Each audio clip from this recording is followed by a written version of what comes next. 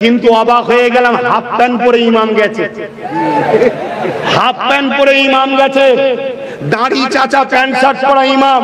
আবার আজকাল মহিলা ইমাম হয়েছে, দেখেছেন না দেখেন না? ধর্মটাকে নিয়ে আর কত খিল করবেন? এই সব পিছনে আমাদের হাত আছে না নাই? এই যে ধর্মকে নিয়ে খিল্লি হচ্ছে, মোল্লাদের হাত আছে না নাই? এই মোল্লাদেরকে কাটবে, সাইজ করবে বললেই তো আল্লাহ জালিমকে বসিয়েছে। অনেকে হয়তো বলবে ইসলাম ইসলাম হবে, ওরা খুশি। আরে কেন খুশি হব না? ইসলাম যেখানে থাকবে ওখানে জুলুম থাকবে না।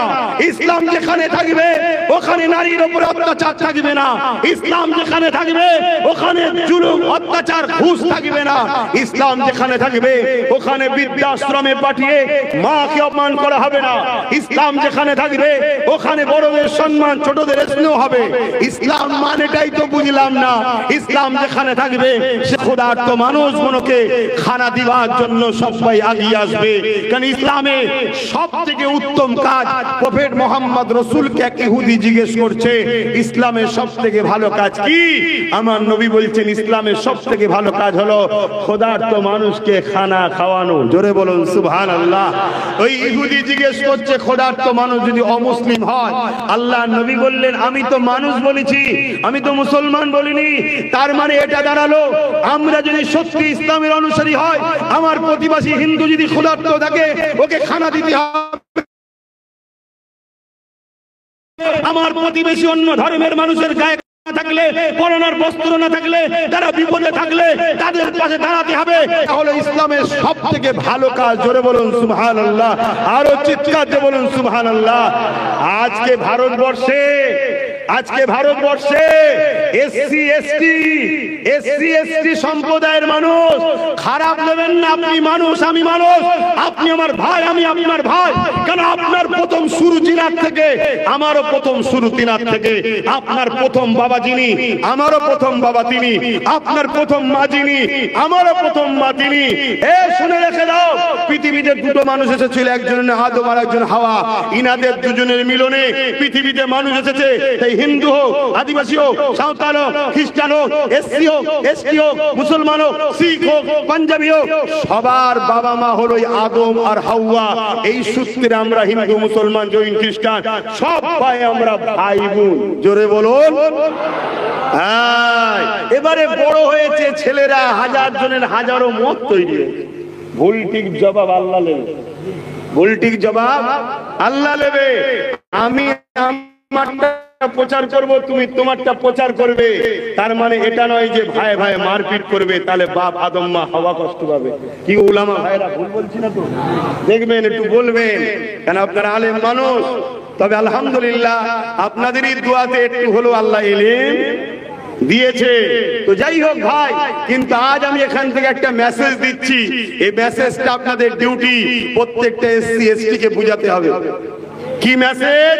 যে ভাই আমরা মুসলমান ভারতে আছি বলে তোদের আজকে অছুত থেকে ছুঁত হয়ে গেছি। বুঝাবেন তো নাকি? তোমরা শুনছেন তো নাকি? ভাই আমরা মুসলমান আছি বলে আজকে তোদেরকে দাম দিচ্ছে। কি বলছে? আমরা সবাই ভাই ভাই। কি বলছে? আমরা সবাই ভাই ভাই। শুধু মুসলমান যেদিন চলে যাবে তখন তোরা হয়ে যাবি অছুত। শুনছেন তো নাকি?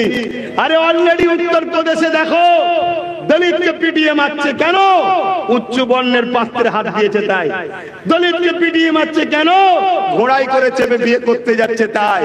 নিচু জাত বলে তাকে পিটিয়ে মেরে দিচ্ছে। আরে আমার এসপি এসসি ভাই, ওয়াকফ শুধু আমাদের একার বিষয় নয় রে ভাই। আমাদের নাই 25-এ ওয়াকফ গেছে, 2023-এ আদিবাসী ভাই আপনাদের জল জঙ্গলের সম্পদ এই কেন্দ্রের শাসক লুটে নিচ্ছে। আইন তৈরি করেছে আপনাদের বিরুদ্ধে। আসুন আমরা এক হয়ে সংবিধানটাকে বাঁচাই, সংবিধান বিরোধী সরকারের বিরুদ্ধে গর্জে উঠি। ঠিক না বেঠে? তাহলে আন্দোলনটা এরকম হওয়া দরকার, আন্দোলনটা এরকম হওয়া দরকার। আর আন্দোলন তা না হয়ে একদল মোল্লা মৌলী সাহেব রাস্তায় নেমেছে নেতা হবার শখ। বিষয়টা খুব সেন্সিটিভ, বড় দরদি বিষয়, দিলে লাগার মতো বিষয়। যেই ডাকবে লোক হবে, এক কথা ঠিক না বেটি? সব রাস্তায় নেমে পড়েছে। নেমে গিয়ে সমাজের মধ্যে এমন বিশৃঙ্খলা তৈরি করছে, মূলত হিন্দু মুসলমানের ডিভাইড তৈরি হচ্ছে। আমার কথা কি খারাপ লাগছে বাপ? খুব বলবেন বাপ, অসুবিধে নেই। কেন, খুব সেন্সিটিভ ব্যাপার তো, ভুল হলে বলবেন, অসুবিধে নেই। মনে রাখবে, আজও লক্ষ কোটি হিন্দু ভাই আমাদেরকে ভাই বলেই বুকে রেখেছে। তাই মনে রাখবে, এই বিভাজনটা করা ষড়যন্ত্র একদল দাড়িওয়ালা টুপিওয়ালার দ্বারা হচ্ছে। বললেই হয়তো অনেকে কষ্ট পাবেন, কিন্তু সত্য মিথ্যাটাকে হজম করতে শিখুন, সত্যটাকে জানতে শিখুন। যদি কোনো একটা বাসে একটা ধর্মের পতাকা থাকে, সেটাকে খোলার কি দরকার ছিল? বলো, সেটাকে খোলার কি দরকার ছিল? তুমি খুলে দিয়ে বাংলার বুকে কি মেসেজ দিলে? আমার কথা শুনছেন তো নাকি? বাংলার বুকে কি মেসেজ দিলে? বাংলার বুকে আমাদের ভ্রাতৃত্বকে নষ্ট করে দিলে। তাহলে বাপ, বুকে আগুন ধরেছে, ঠিক আছে, এই আগুন তুমি জ্বালিয়ে রাখো, মানা করছি না, নিভিয়ে দিলে হবে না। নিভিয়ে দিলে জাহান্নামের আগুনে যেতে হবে, কেন এটা ইসলামের ব্যাপার। ওয়াকাফ হলো ইসলাম ধর্মের একটা পার্ট। কিন্তু এই আগুনে তোমার পুরো পরিবার, তোমার সমাজ পুড়ে ছারখান্ডা হয়ে যাবে, এটা তোমায় বুঝতে হবে। এই আগুনে তাকে আমি ফেলো যে তোমার সাথে খেলা করছে। তো যাক, একটা লাইন দিয়ে বেরিয়ে যাচ্ছি, আমি ফিরে আসছি। কোন জায়গায় ছিলাম? তাহলে কিসের পাওয়ার নিয়ে গেল? 70,000 জাদুকর সাপ বানালো, মুসা নবীর লাঠিটাও সাপ হলো।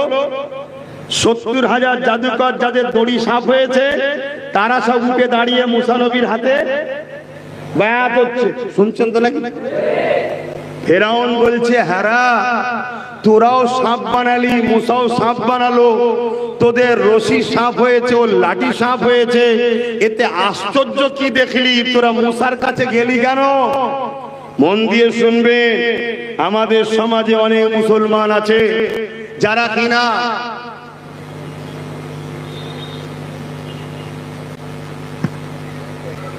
এই জলসার কোনো কমিটি নেই। কারা কমিটিকে মজবুত হতে হবে, আর না হয় কোনোবারে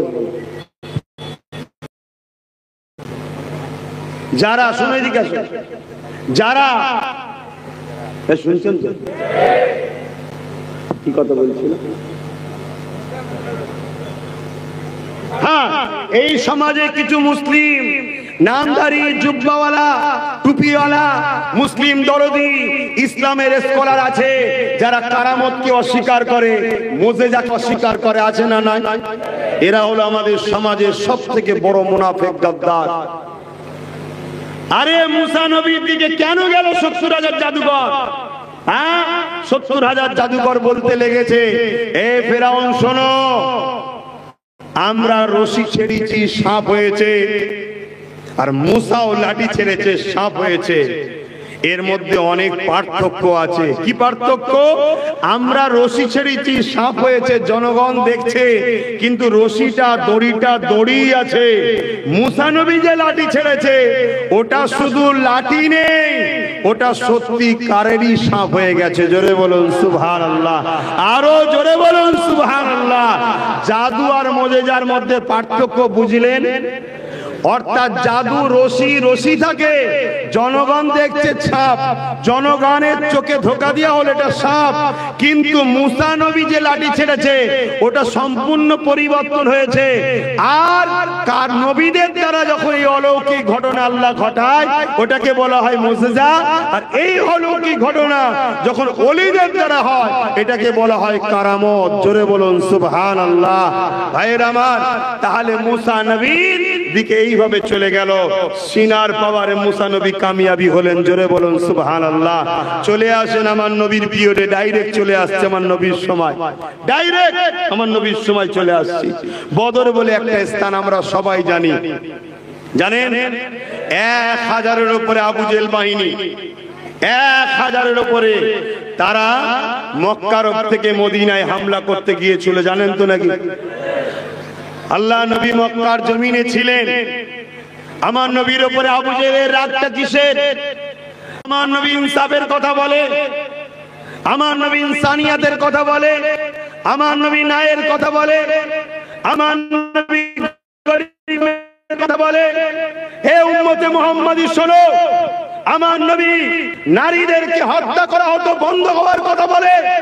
আজকে সেই নবীর উম্মত আমি যদি বলি ভারতবর্ষের আদিবাসী, দলিত, মুসলিম সহ যে কোনো ধর্মেরই হোক না কেন নারীদের উপরে রেপ হচ্ছে বন্ধ করো, আমি যদি বলি তিলোত্তমা পুরের ইনসাফ হলো না কেন, ধর্ষণ বন্ধ করো, এই মুসলমানের একদল বলবে হুজুরের ছেলে ওয়াজ করতেছে, এই কথা বলবে কেন? আমাদের উপরে খোদার লানত হবে না? হবে না?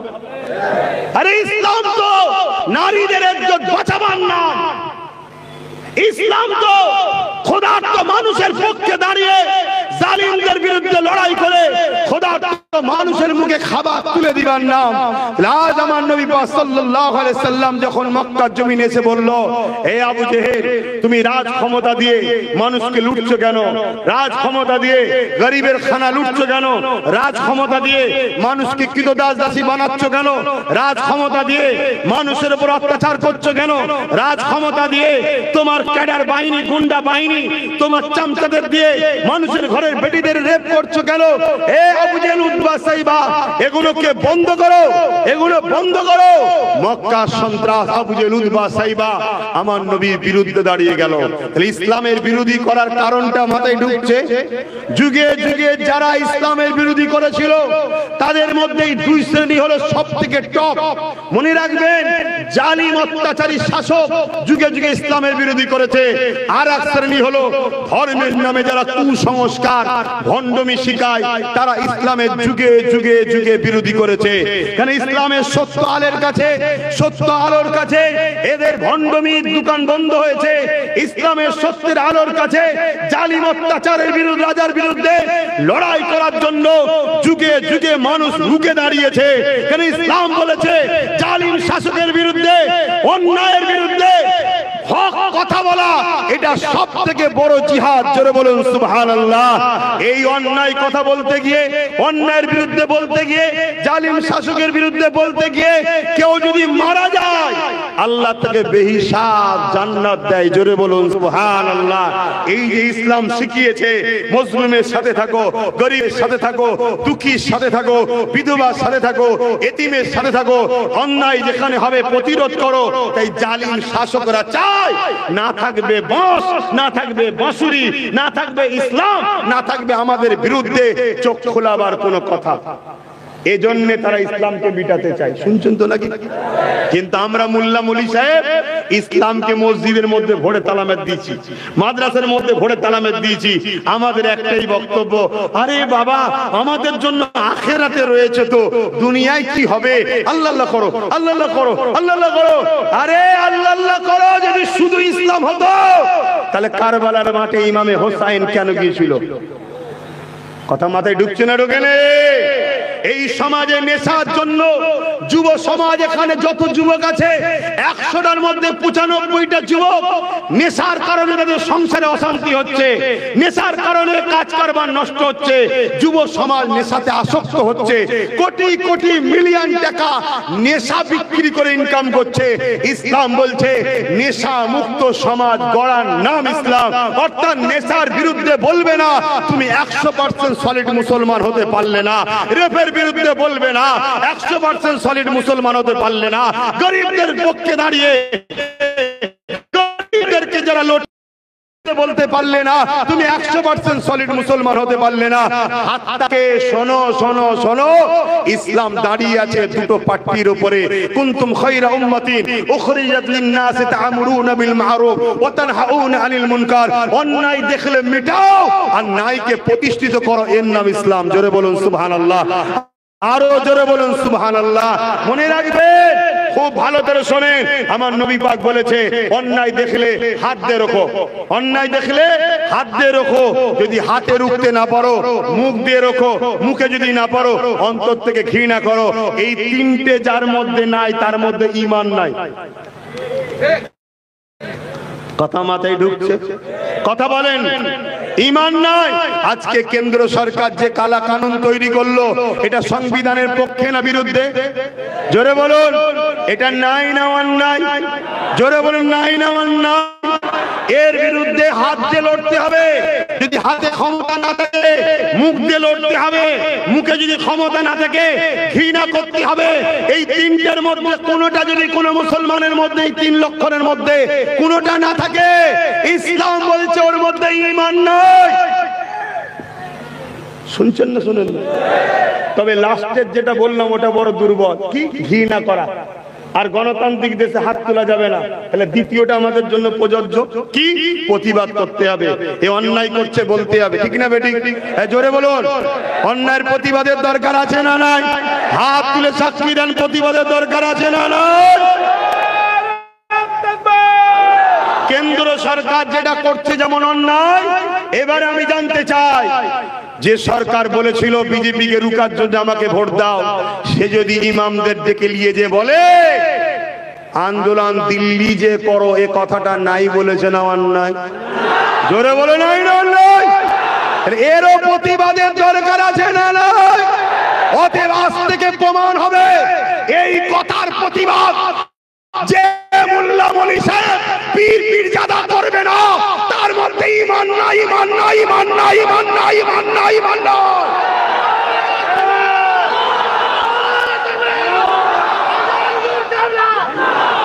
ছেলে খেলা ধরেছ মুসলমানগুলোকে নিয়ে, মুসলমানদের নেতা সেজে, মুসলমানদের রাহনুমা সেজে আমাদেরকে ফাঁসালে এই তথাকথিত পীর পীরজাদা মোল্লা মলি সাহেব গুলো। শুনছেন না? শোনেন না? কেন্দ্র সরকার এর প্রতিবাদ করতেই হবে। ঠিক তেমনি যে কথা দিয়েছিল কলিকাতার রেড রোডে গিয়ে, এই ঈদের নামাজ হয় কোথায়? কথা বলেন। ঈদগায়, ঈদগায় ঈদের নামাজ হয়। ঈদগাতে আপনাদের মা বোনেরা যায় কেন? ঈদের নামাজ বা কোন নামাজে বা নামাজেতে যেতে নাই। মুসলমানদের ধর্মের নামাজ মুসলিম মা বোনেরা যেতে পারে না। কলিকাতার রেড রোডে তাহলে রাজ্যের সিএম কি করে গেল মহিলা হয়ে? তাহলে সে যেমন অন্যায় করেছে, তার থেকে বড় অন্যায় যেসব মোল্লা মলি সাহেবরা লিখেছে। এক কথা বলো, এ তো অন্য ধর্মের মানুষ, তার নাও জানা থাকতে পারে, কিন্তু যেসব মোল্লা মলি সাহেব ইনাকে নিয়ে গিয়ে ইনার থেকে মোটা অঙ্কের টাকা নিয়ে এত লোক একটু প্রচার করলেন, টাকাটা দিয়ে দেন, তাহলে ওই গাদ্দার গুলোকে চিনা দরকার আছে না নাই? হ্যাঁ, আমরা মরিছি কোথায় বুঝতে পারছো? লোহার তো কাজই বাপ কাটা। লোহার কাজ কি? কাটা। ইসলাম বিদ্বেষী যারা, তারা তো আমাদেরকে কাটবেই, তারা তো আমাদের মসজিদ মাদ্রাসা ভাঙবেই। কেন্দ্র সরকার ওয়াকফ আইন করে মিটাচ্ছে, রাজ্য সরকার মাদ্রাসা শিক্ষক বন্ধ করে মিটাচ্ছে। এদের সবার একটাই কাজ, ইসলামকে শেষ করো। শুনছেন না? শুনেন? কিন্তু ইনি বলেছিলেন আমি মুসলিম দরদি, তর্কের খাতিরে নাই মেনেই নিলাম। কিন্তু আজ যখন বেটা মুসলমান গুলো ফেঁসে গেছে, তামিলনাড়ুতে 5% মুসলমান, সেখানকার সিএম সুপ্রিম কোর্টে কেস করছে। আজকে সুপ্রিম কোর্টে নওশাদ সিদ্দিকীও গেছে। আজকে সুপ্রিম কোর্টে 7-8টা রাজ্যের পক্ষ থেকে কেস হয়েছে, তারাদের নেতারা গেছে। কিন্তু বাংলার অভিভাবিকা ঘুমটা দিয়ে ইফতার পার্টিতে আসা, সে কি গেছে? সে ইমামদের নিয়ে গেছে সেটিং করতে। সেই ইমামদের ঘরে ডেকেছে সেটিং করতে। বাঁচা বাবা, তোদের টাকা দিলাম, একটু বলবি নি আমাদের হয়ে? কিন্তু অবাক হয়ে গেলাম, হাফ প্যান্ট পরে ইমাম গেছে, হাফ প্যান্ট পরে ইমাম গেছে, দাড়ি চাচা প্যান্ট শার্ট পরা ইমাম। আবার আজকাল মহিলা ইমাম হয়েছে। দেখেছেন না? দেখেন না? ধর্মটাকে নিয়ে আর কত খিল করবেন? এই সব পিছনে আমাদের হাত আছে না নাই? এই যে ধর্মকে নিয়ে খিল্লি হচ্ছে, মোল্লাদের হাত আছে না নাই? এই মোল্লাদেরকে কাটবে, সাইজ করবে বললেই তো আল্লাহ জালিমকে বসিয়েছে। আমার রদ বুঝে আসছে না? আসলে এই যে হাওয়াটা চলছে, গাছের পাতা লড়ছে, কার হুকুমে? আল্লাহ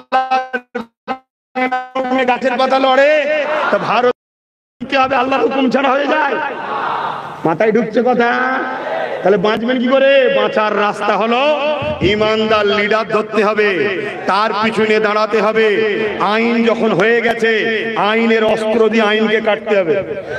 পাগলামি করলে হবে না, আইনের অস্ত্র দিয়ে কাটতে হবে। আইনের অস্ত্র দিয়ে কাটবে বলে ইমানদার নেতা, এই দাদা হুজুর আওলাদ ইমানদার মনে হয়তো নাকি?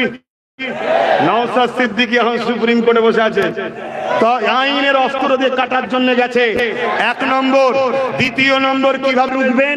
দ্বিতীয় নম্বর রুকার হলো কি, রাজ্যে যিনি দায়িত্বে আছে তিনি যদি কেস করে আর 10 কোটি মানুষ কেস করে, এক হবে না আলাদা হবে?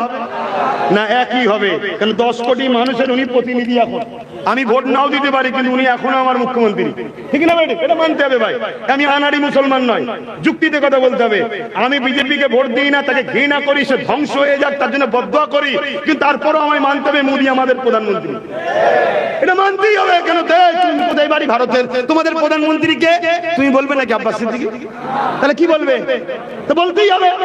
কিন্তু তার কাজ কাম কথাকে আমাদের পছন্দ নয়, ঘৃণা করি, তার উপরে লানত হোক। সে যেভাবে দেশকে ধ্বংস করছে, আল্লাহ তাকে ধ্বংস করে দিক, বলুন আমিন। কিন্তু এটা মানতে হবে, ঠিক না বেটি? তাহলে 10 কোটি লোকের প্রতিনিধি এখন রাজ্যের সিএম, তিনি যদি কেস করে, তার মানে 10 কোটি লোক কেস করলো, তিনি কেস করবে। তো সবার বলা দরকার আছে না নাই? ঝগড়া করার দরকার নেই, ভালোবেসেও তো বলা দরকার। আজকে যতগুলো হাফ প্যান্ট পরা ইমাম গেল, দাড়ি চাঁদা প্যান্ট শার্ট পরা ইমাম গেল, মহিলা ইমাম গেল, বা একটা দুটো পীর পীরজাদা যে কটা গেল, একটা কেউ বলেছে আগামী দিন আপনার সাথে যেমন ছিলাম আগামী দিন থাকবো? আমাদের অনুরোধ, এই আইনের বিরুদ্ধে বিধানসভায় নিন্দা বিল পাস করে সবকটা এমএলএ এমপি কে নিয়ে 230টার উপরে এমএলএ আমরা দিয়েছি না, দিই না, সবকটাকে নিয়ে আপনি সুপ্রিম কোর্টে কেস করুন। আপনি আমাদের অভিভাবিকা, আপনি বলেছিলেন যা হবে মুসলমানদের আমি আছি, অতএব এরা মুখে বললে হবে না, লাগু করতে দেবো না। এ মুখে বললে হয় না। যদি মুখে বলে এই তোকে খাইয়ে দিলাম, পেট ভরে যাবে। তার জন্য প্রয়োজন খাবার আসা, সামনে খাওয়া, পেটে যাওয়া, ঠিক না বেটি?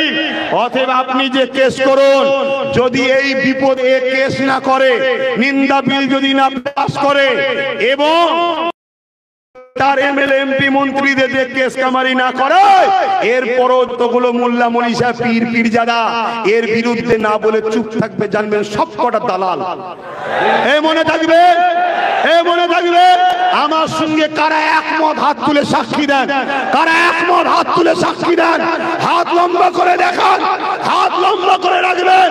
নারে তাকবীর, নারে তাকবীর। কুরআন ও সুন্নাহ, কুরআন ও সুন্নাহ, দ্বীন ইসলাম, দ্বীন ইসলাম, দ্বীন ইসলাম। ভারতবর্ষ, ভারতবর্ষ, ভারতবর্ষের সংবিধান, ভারতবর্ষের সংবিধান। কেন্দ্রের অপদার্থ সরকার নিপাত যাক, নিপাত যাক। কেন্দ্রের অপদার্থ সরকার নিপাত যাক, নিপাত যাক। নারে তাকবীর, নারে তাকবীর। মনে থাকবে, রাজ্য সরকারের নিপাত জায়গা এখন বললাম না। কেন বললাম না? তার কানে পৌঁছানো দরকার। এইগুলো যে কি বুঝাই দেখা দরকার, ঠিক না বেটি? আমি তো আবার বলছি, আপনাকে যে মুসলমান সাথ দিয়েছে দিকে যায়, কথা মাথায় ঢুকছে না? ঢুকে না? যার ভালো লাগে দেবে, কিন্তু আপনি বিপদে সাথ দেবেন না, তাহলে তো বাপ বলতেই লাগে নাকি? কেন ইসলাম বলছে অন্যায়ের প্রতিবাদ যদি না করা হয় তাহলে কি থাকবে না? জোরে বলেন। এখন রাজ্য সরকার যদি আমায় জেলে দেয়, পুলিশ দিয়ে তুলে নিয়ে যায়, এই ভয় খাবো না ইমান বাঁচাবো? কথা বলছে না তো? তোর যদি ক্ষমতা থাকে পুলিশ আমায় তুলে নিয়ে যা, নিয়ে যা। আমি জেলের মধ্যে বসে আমার ক্ষমতা দেখাবো, দুটো হাত তুলে মালিকের কাছে সেজদাই বলবো তুই আমায় জেলে ভরেছিস, তোকে যেন মালিক জাহান্নামে ভরে? দেখা যাক না, এই অসুবিধা আছে? আমি তো মালিকের জন্যই কথা বলছি, আমি তো মালিকের সৃষ্টি, মুসলিম, হিন্দু, দলিত, আদিবাসী সবার জন্যই কথা বলছি। এর জন্য আমি তো তোর বিরুদ্ধে কোনো মিথ্যা কথা বলছি না। তুই যদি গায়ের জোর দেখাস তাহলে আমার তো বাপ সরকার নেই, ক্ষমতা নেই, মিলিটারি নেই, বোমা নেই, বন্দুক নেই, পুলিশও নেই, কিচ্ছু নেই। আর থাকলেও জুলুমের পক্ষে আমরা নয়, আমরা হাত তুলি মালিকের কাছে, মালিক জালিমের বিচার করো। বলুন আল্লাহুম্মা আমিন, আরো জোরে আল্লাহুম্মা আমিন। সংক্ষেপে একটা কথা বলি, আজকে গত কয়েকদিন ধরে দেখবেন পুরো রাজ্য জুড়ে বিশাল বিশাল মিছিল হচ্ছে, শুনছেন না শোনেন না? কোন মিছিলের পরে এ রিঅ্যাকশন পাওয়া যায় না, দিল্লি যাও। কিন্তু গতকালকে যেই নওশাদ সিদ্দিকী নেমেছে তারপরে বলছে দিল্লি যাও। তার মানে বোঝাতে চেয়েছিল মুসলমানদের একজনই আছে আমি, অতএব আমার ভাড়াটিয়া মোল্লারা নাবরে, আমার ভাড়াটিয়া মৌলানারা নাবরে, আমার ভাড়াটিয়া গুলো নাব, বিজেপি কেন্দ্র সরকারের বিরুদ্ধে বলবি আর শুধু বলবি ইনি আমাদের পাশে আছে। শুনছেন তো নাকি? এইটা যতদিন হয়েছে বলেনি, কিন্তু কালকে নওশাদ নেবে যখনই বলল যে আপনি নিন্দা বিল পাস করুন, আপনি সুপ্রিম কোর্টে যান, দেখছে আরে আমার তো পর্দা ফাঁস হয়ে যাচ্ছে পারে। দ্বিতীয় নম্বর কথা, নওশাদ যে র্যালিটা করেছে অর্ধেক লোককে আটকানো হয়েছে, অর্ধেক লোক রয়েছে। এই অর্ধেক লোকেতে পুরো কলকাতায় যে র্যালি হয়েছে ওই র্যালি মনে হয় না দ্বিতীয়বার কলকাতায় কোন মায়ের লাল করে দেখাতে পারবে, আমার সন্দেহ হচ্ছে। তো যাই হোক, এখানে আরো একটা কথা বলি, যদি ওয়াকাবের বিরুদ্ধে আমি হই, ওয়াকাবের বিরুদ্ধে যদি একটা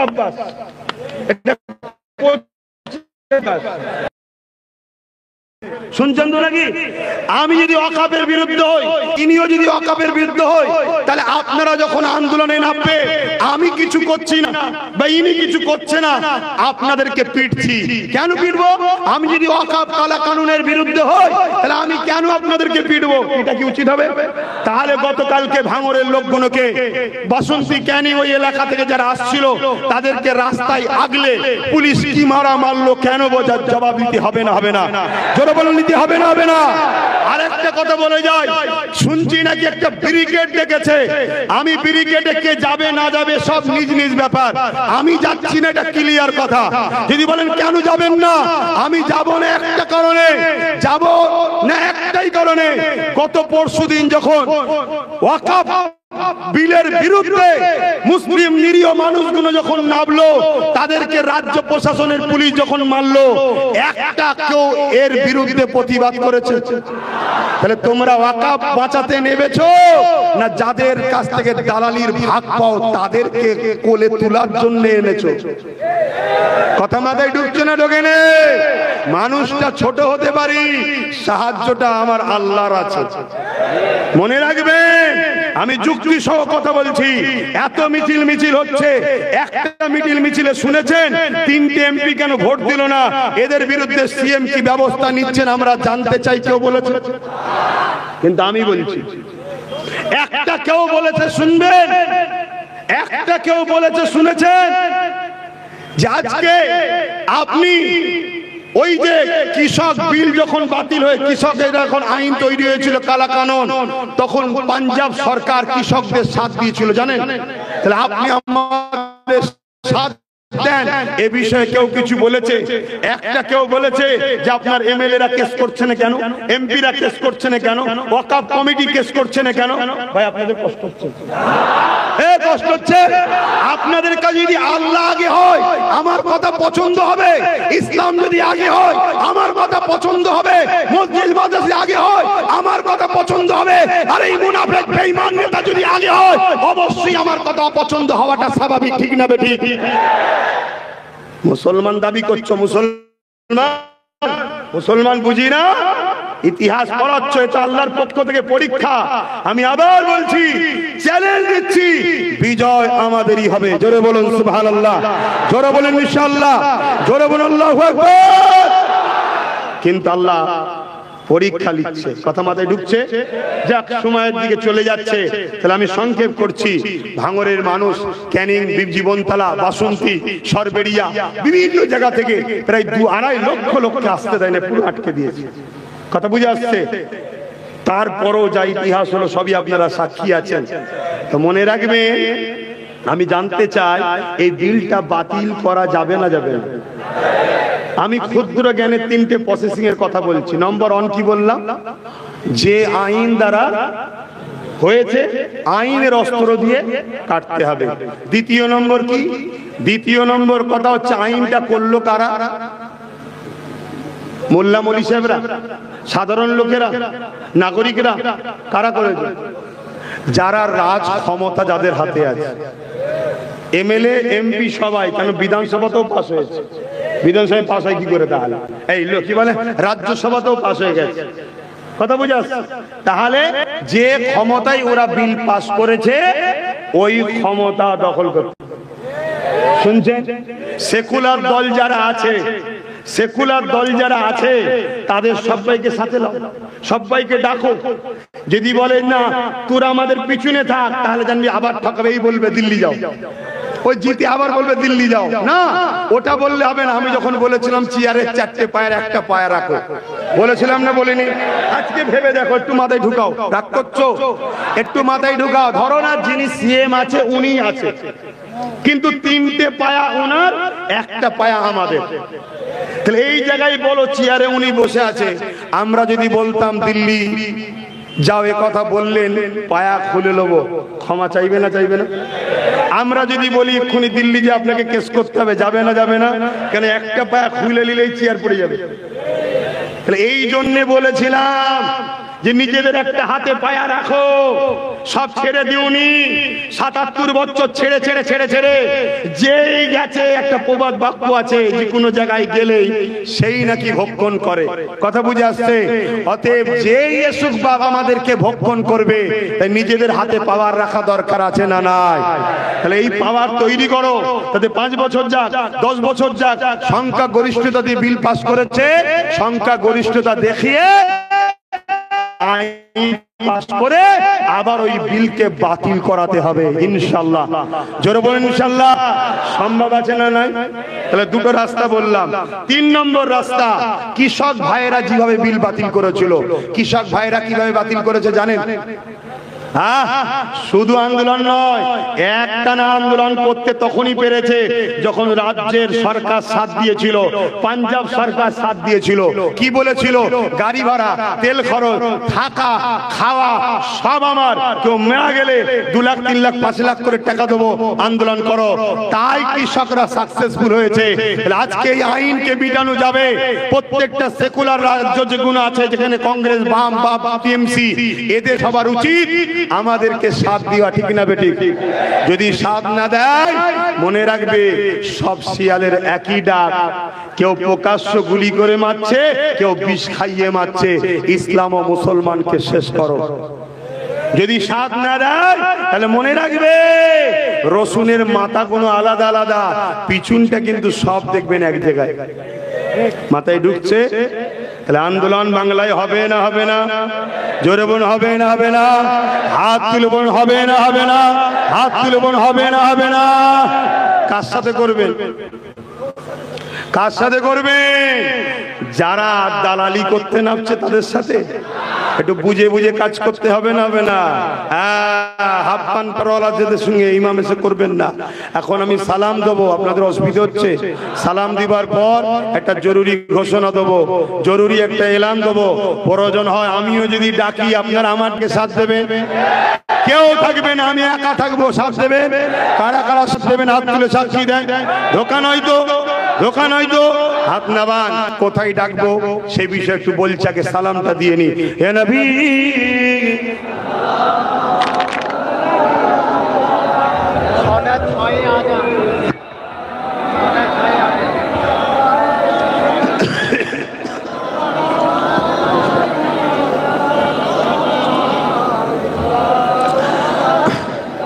আমার ভাইয়েরা, আপনারা কি কেউ কষ্ট পেলেন? আমি একটু জোরে কথা বলা অভ্যাস। আজকে নতুন শুনছেন নাকি আমার? তাই খারাপ নেবেন না। আপনারা ভালোবেসেই, ঝগড়া করতে হবে না, ভালোবেসেই বুঝান। যদি 26-এ আমাদেরকে পাশে পেতে চান, আজকে আপনি আমাদের পাশে দাঁড়ান। কিভাবে পাশে? মুখে বললে হবে না। নিন্দা বিল পাস করুন, সুপ্রিম কোর্টে যান, আপনার যতগুলো এমএলএ প্রত্যেকে একটা একটা করে কেস করবে, এমপি গুলো কেস করবে, আপনিও কেস করবেন, ঠিক না বেঠিক? এবং আমরা আন্দোলন করব, লাঠি পিটা করলে হবে না। শুনছেন তো নাকি? আর আমি আপনাদেরও বলি, এই আন্দোলন শুধু মুসলমানদের নয়। কেন? ওয়াকাফ আইন করেছে ঠিকই, এটা সংবিধানের পক্ষে না বিরুদ্ধে? তো সংবিধান ধ্বংস হচ্ছে না বাঁচছে? তো সংবিধানকে যে সরকার ধ্বংস করছে, কেন্দ্রের সরকার, তার বিরুদ্ধে তো সংবিধান তো সবার, হিন্দু মুসলমান সবাইকে এক হতে হবে, ঠিক না বেটি? হ্যাঁ, তাই বুঝান সব ভাইদেরকে। আদিবাসীদের জায়গায় নিয়েছে আমাদের, এরপরে হিন্দু ভাইদের দেবত্ব সম্পত্তি আছে নিয়ে নেবে, তারপরে শিখ পাঞ্জাবি সব্বান নেবে। কেন? এ সরকার হিন্দু দরদি নয়। 50 টাকা করে গ্যাসের দাম বেড়ে গেছে, হিন্দুদের জন্য কম নাকি? 2 টাকা করে তেলের দাম বেড়েছে, হিন্দুদের কম? 14 টাকা ওষুধের দাম বেড়েছে, হিন্দুদের কম? তাহলে এ সরকার কেন্দ্রে বসে আছে সবার বিরুদ্ধে। এটা বোঝানো দরকার আছে না? না বোঝানো নেই। যখন তখন যেখানে খুশি ডেকে দিলে হবে না, একটু বুঝে সুঝে কাজ করতে হবে। তাহলে বিড়ি কেটে যিনারা ডেকেছে, যাব কি যাব না পরের কথা, কিন্তু আগে দেখতে চাই তিনারা এই পরশু দিনে ওয়াকাফ কানুনের বিরুদ্ধে যারা এসেছিল, রাজ্য সরকারের পুলিশ মেরেছে, এর বিরুদ্ধে কি আন্দোলন করা দরকার আছে না?